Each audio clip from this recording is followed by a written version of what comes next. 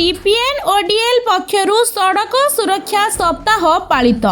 जोड़ा केन्दुझर जिला जोड़ाठारे आज टीपीएन ओडीएल पक्षरु प्राय 10:30 समय सड़क सुरक्षा और सचेतनता और दुर्घटना हार ह्रास सकाशे राज्य सरकार प्रतिवर्ष जनवरी मास प्रथम सप्ताह को सड़क सुरक्षा सप्ताह भावे पालन करिआछंती। एही परिप्रेक्षी रे TP northern Odisha distribution limited आनुकूल्य रे बुधवार जोड़ाठारे सड़क सुरक्षा सप्ताह पालन करा जायछि। टीपीएन ओडीएल निर्वाही जंत्री सुजित कुमार रथंक संयोजन रे आयोजित कार्यक्रम रे जोड़ा एसडीओ सुदीप्त विश्वाल जेई गोपकृष्ण पात्र सुरक्षा अधिकारी दिल्लू राउत लाइनमैन दीपक बेहरा समेत अन्य अधिकारी और कर्मचारी प्रमुख जोग देथिले।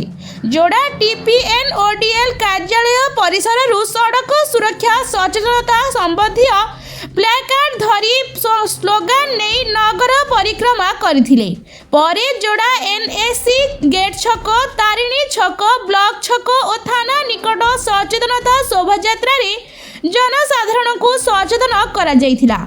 गाड़ी चलना समय मोबाइल फोन व्यवहार द्रुत गति में गाड़ी चलना न करने को परामर्श देवा सह बाइक चलना समय हेलमेट व्यवहार और जानवाहन चालना समय सीट बेल्ट व्यवहार करने, निशाशक्त अवस्था गाड़ी चलना न करने एवं ट्रैफिक नियम मानि गाड़ी चलाइबा चालक मानकु अनुरोध करने सह सड़क सुरक्षा नियम को पालन करने परामर्श देथिले।